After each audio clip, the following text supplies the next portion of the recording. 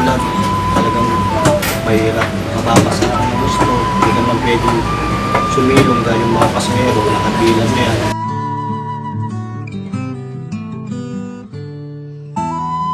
Pag napuno, bibigyan ka. So pag hindi napuno, hindi ka magbibigyan. Kasi hindi napuno. Ganun lang ang spotter.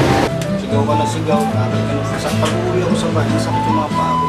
Kasi hindi ka makakaupo.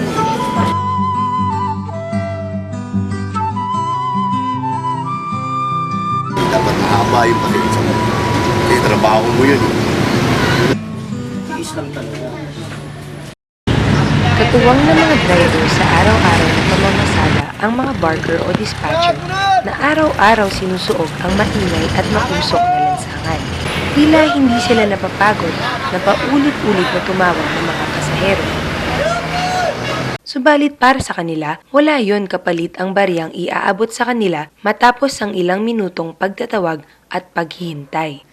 Mahigit isang dekada ng dispatcher ng jeep si Mang Bimbo. Sumabak muna siya sa iba't ibang trabaho bago naging dispatcher. Electrician, welder, sa construction. Pag wala sa construction, pwede akong maging electrician. Tapos, pag wala sa electrical, welder ako sa Bravel Shipyard, sa may Nabotas. Yan. Yun, hanggang sa natigil ako ron, nag-dispatcher. Koneksyon naman sa organisasyon ng mga jeepney drivers sa Katipunan ang nagpasimula ng 5 taong pagdidispatcher ni Mang Dodet. Nirekomenda ako nung uncle ko doon sa presidente ng Katipunan. Kasi yung uncle ko dati police UP. Siya nag-ano sa akin yung pasok. Yun, tapos kumuha na application, drug test. Okay naman, kaya nakapasok yung bakit. Naging regular ang pagiging dispatcher ni na Mang Dodet at Mang Bimbo. Ngunit sa kabila nito, kadalas ay kulang ang kinikita nila upang mairaos ang kanilang pang-araw-araw na pangangailangan. Nakakuha ako ng pambili ng pagkain namin tsaka baon ng mga anak ko. Kasi pag tumawag ako ng mga 2:30 hanggang 7, pinakamababa na ito mga 380. Ganun. Kaya pag uwi ko, may pangapunan na, may baon pa kinabukasan ng 2.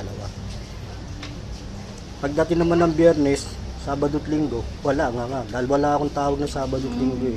Utang-utang, kinabukasan, malakas, babayaran ko na lang.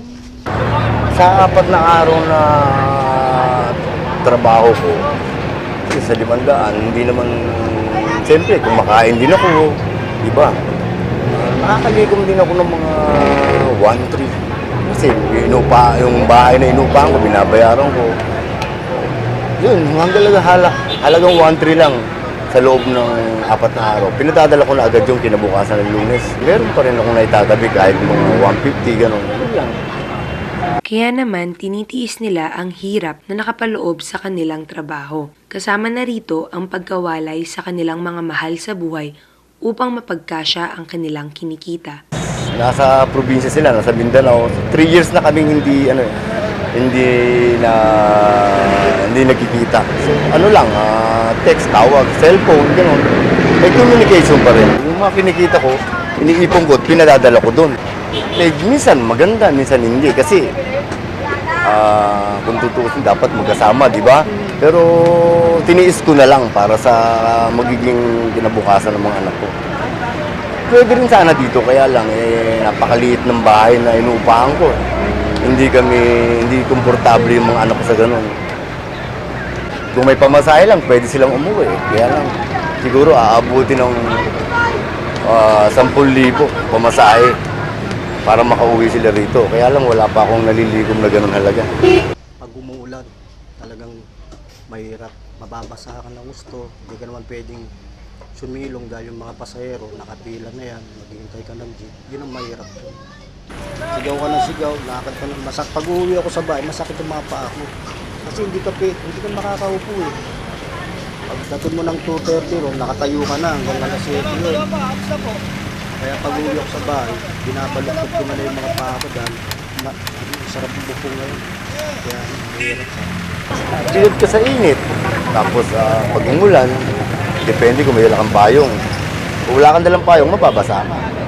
Sa UP, pag napuno, bibigyan ka. So pag hindi napuno, hindi ka mabibigyan. Kasi hindi napuno eh. Ganun lang ang ano ng dispatcher. Minsan napipikon ako dahil sa pasahero, pero hindi ka dapat magalit sa pasahero. Kasi dapat mahaba yung pasensya mo. Kasi trabaho mo yun eh. Iilan lamang ang mga ito sa mga kinakaharap ng mga dispatcher na tulad ni Mang Dodet at Mang Bimbo. Katulad ng ibang mga manggagawa, mayroon din silang iba pang mga panawagan na nais nilang iparating sa kinauukulan. Siyempre, itaas ang sahod. Ilaylo nila yung presyo ng mga bilihin. Kasi kawawa yung mga maliliit eh. Diba? Yun ang inaano. Mahal na bilhin, maliit pa yung sahod mo, walang mangyayari. Kailangan magkano siya, magpantay siya. Sa kabila ng malakas nilang sigaw sa walang humpay na pagtawag ng mga pasahero, hindi pa rin ito sapat upang marinig ang tunay na kahulugan ng mga salitang kanilang binibitawan. Hindi pa rin ito sapat upang marinig ang kanilang mga tinig. Subalit ang mga tinig na ito ang bumubuo sa nagkakaisang boses ng mga isinasantabi sa lipunan. Mga boses na humihingi ng nakabubuhay na sahod at regular na trabaho.